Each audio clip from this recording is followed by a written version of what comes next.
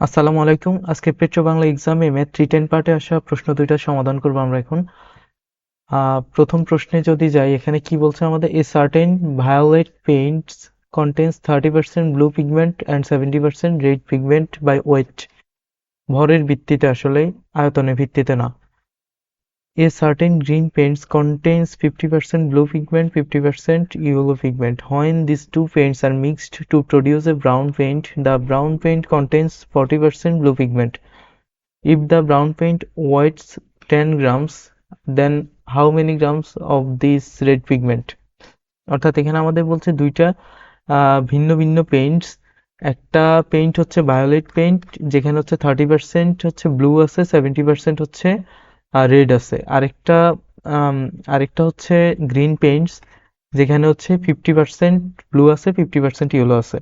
দেন এই দুইটাকে যদি মিক্স করা হয়, মিক্স করার ফলে হচ্ছে যে ওই মিক্সচারে হচ্ছে 40% ব্লু থাকে। তাহলে ওই মিক্সচারের ওয়েট যদি 10 গ্রাম হয়, সেখানে রেড আসলে কতটুকু আছে? তো এখানে বিষয়টা সিম্পল, যে দুইটা যেহেতু আমরা মিক্স করব, আমাদের যে জিনিসটা দেয়া দরকার ছিল সেটা হচ্ছে কত অনুপাতে আমরা মিক্স করতেছি সেটা বলা নাই। অর্থাৎ সমপরিমাণে মিক্স করতেছি নাকি অন্য অনুপাতে, বাট সেটার জন্য আসলে একটা ক্লু দেয়া আছে। এখানে আসলে ইনডাইরেক্টলি আমাদের বলে দেয়া আছে যে দুইটা যে আমরা মিক্স করলাম, তাদেরকে আসলে সমপরিমাণে মিক্স করছি না ভিন্ন অনুপাতে মিক্স করছি।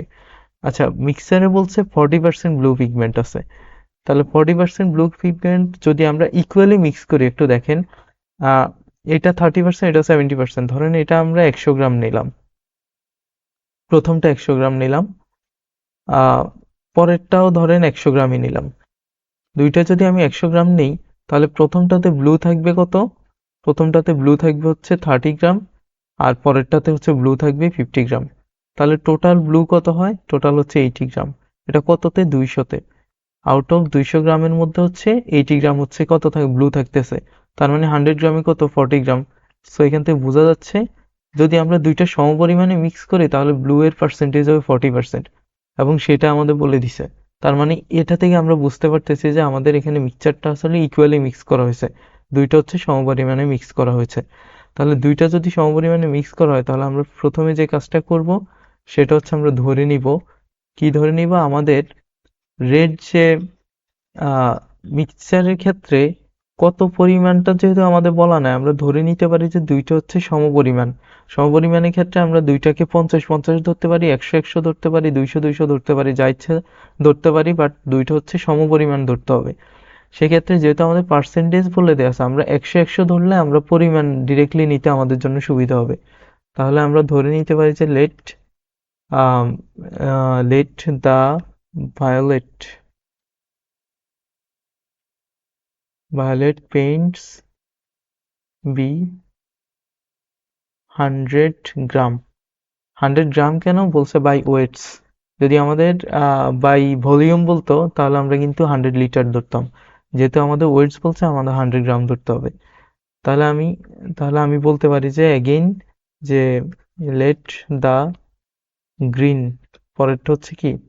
গ্রিন পেইন্টস বি 100 গ্রাম।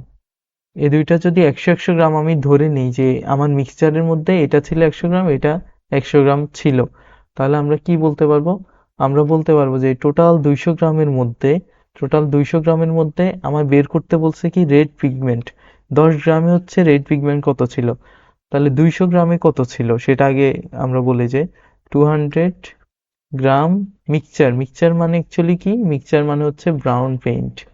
তো 200 gram brown paint contains 200 gram brown paint contains. এই 200 গ্রামের মাঝে রেড আসলে কতটুকু আছে? রেড হচ্ছে এই 200 গ্রামের মধ্যে, এখানে দেখেন 70 হচ্ছে রেড আছে। যেহেতু 100 ধরছি, 100-র মধ্যে 70 গ্রাম আমি বলতে পারি যে রেড আছে। এখানে কি কোনো রেড আছে? এখানে কিন্তু কোনো রেড নাই। এখানে 50% হচ্ছে ব্লু, 50% হচ্ছে ইয়েলো। তার মানে টোটাল 200 গ্রামের মধ্যে অ্যাকচুয়ালি রেড আছে আহ 70 গ্রাম। মানে 200 গ্রাম ব্রাউন পেইন্ট কন্টেইনস 70 গ্রাম রেড পিগমেন্ট। যদি এটা হয়, তাহলে আমি এবার বলতে পারি যে অতএব আমাদের বলছে 10 গ্রামে কতটুকু আছে? 10 গ্রাম ব্রাউন পেইন্ট কন্টেইনস। 1 গ্রামে হলো কত? একে হলো হতো 70/200। তাহলে 10-এ কত গুণ হবে, এত গ্রাম রেড পিগমেন্ট। তারপর যদি আমি কাটাকাটি করি, এখানে দেখেন 0, 0, 0, 0 কাটা 7/2 মানে হচ্ছে কি, 7/2 মানে হচ্ছে 3.5 গ্রাম। তার মানে আমাদের রেড পিগমেন্ট আসলে 3.5 গ্রাম ছিল। এরপরের কোশ্চেনে যদি আমি যাই, এখানে কি বলছে একটু দেখি। এখানে আমাদের বলছে যে Sajid is planning A tour and he has $360 for his expenses.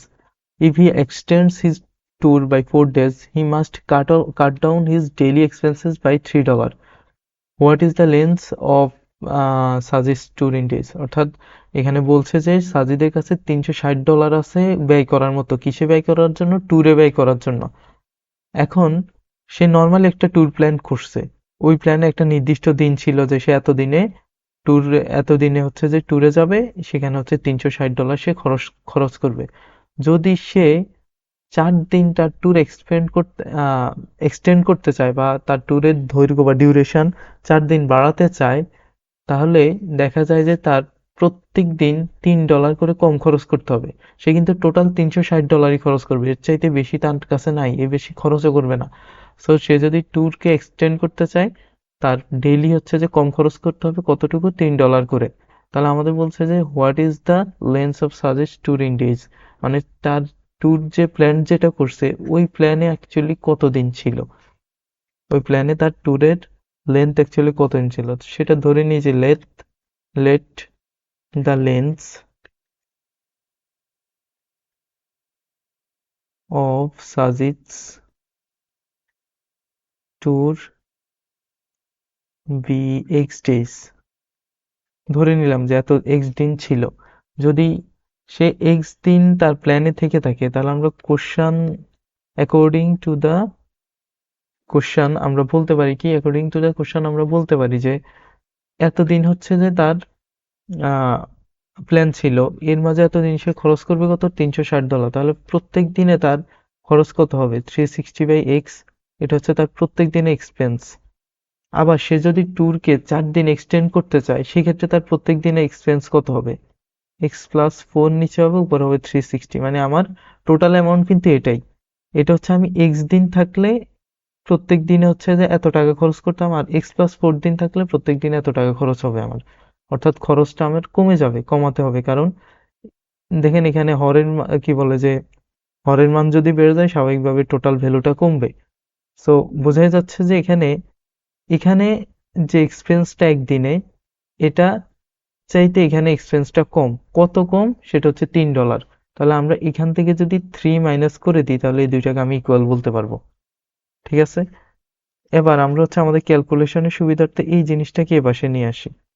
360 divide by হচ্ছে x মাইনাস 360/x+4 ইকুয়াল হচ্ছে 3। এখানে একটা জিনিস হচ্ছে যে আপনি একটু ডিফারেন্ট অ্যাঙ্গেল থেকে চিন্তা করলে শুরুতেই আপনার এই ইকুয়েশনটা আসবে যে আপনি আহ, যদি x দিন থাকেন তাহলে প্রতিদিনের খরচ এত, আর x+4 দিন থাকলে প্রতিদিনের খরচ এত, দুই খরচের ডিফারেন্স হচ্ছে 3 টাকা, অর্থাৎ এটা থেকে এটা বাদ দিলে 3 টাকা থাকে। সো এভাবেও আপনি ইকুয়েশনটা লিখতে পারতেন। বা আমি এখানে 360-কে যদি আলাদা করে নিই, তাহলে আমার এখানে থাকবে 1/x মাইনাস 1/x+4 ইকুয়াল হচ্ছে 3। বা আমি বলতে পারি কি, এখানে 3 দিয়ে যদি কাটাকাটি করি, 120 থাকে, 120 ও পাশে গেলে 1/120, আর এ পাশে থাকে x+4, যদি আমি লসাগু করি আর কি, x+4 যদি লসাগু করি, উপর থাকবে x+4 মাইনাস x ইকুয়াল হচ্ছে 1/120। এটা যদি হয় তাহলে আমি লিখতে পারি, উপরে x চলে গেলে শুধুমাত্র 4 থাকে, তাহলে এখানে আর গুণন করলে, এই দুইটা গুণ করে যদি আর গুণন করে, অ্যাকচুয়ালি থাকে x² প্লাস 4x, আর এখানে থাকবে ইকুয়াল হচ্ছে 120, 120 এর পাশে আসলে মাইনাস, সরি 120 না, এখানে 4 এর সাথে গুণ হবে, 4 হয়ে 480 হবে, 480 এর পাশে আসলে মাইনাস 480 ইকুয়াল 0। এবার জাস্ট হচ্ছে সিম্পল মিডল টার্ম x², এখানে দেখেন যে 24 দুগুণ 48, মানে হচ্ছে 24x মাইনাস 20x, কারণ 24 দুগুণে কেন 20, আর 24-এ এখানে 4 থাকবে, এই কারণেই এটা নিলাম। তো মাইনাস 480 ইকুয়াল 0, বা এখান থেকে হচ্ছে আমরা পাবো এক্স কমন নিলে এক্স প্লাস 24 মাইনাস 20 কমন নিলে x plus 24 ultimately x plus 24 into x minus 20 equal হচ্ছে 0। তো এখান থেকে এক্স এর একটা ভ্যালু পাবো হচ্ছে 20, এখান থেকে এক্স এর 20 পাবো, এখান থেকে পাবো মাইনাস 24। এর মাঝে মাইনাস 24টাই আমরা কাউন্ট করবো না, কারণ এক্সটা কি একটা দিন, দিন কি কখন নেগেটিভ হতে পারে না, এই কারণে হচ্ছে এক্স এর ভ্যালুটা হচ্ছে অ্যাকচুয়ালি 20। তার মানে হচ্ছে সে আসলে 20 দিনের প্ল্যান করছিল। এর মাঝে সে যদি 4 দিন এক্সটেন্ড করতে চাইতো, অর্থাৎ 24 দিন যদি থাকতে হইতো, তাহলে 360 টাকা থেকে তার ডেইলি এক্সপেন্সটা 3 টাকা করে কমানো লাগতো বা $3 করে কমানো লাগতো। এটাই হচ্ছে আমাদের কোশ্চেন ছিল। ধন্যবাদ সবাইকে। আসসালামু আলাইকুম।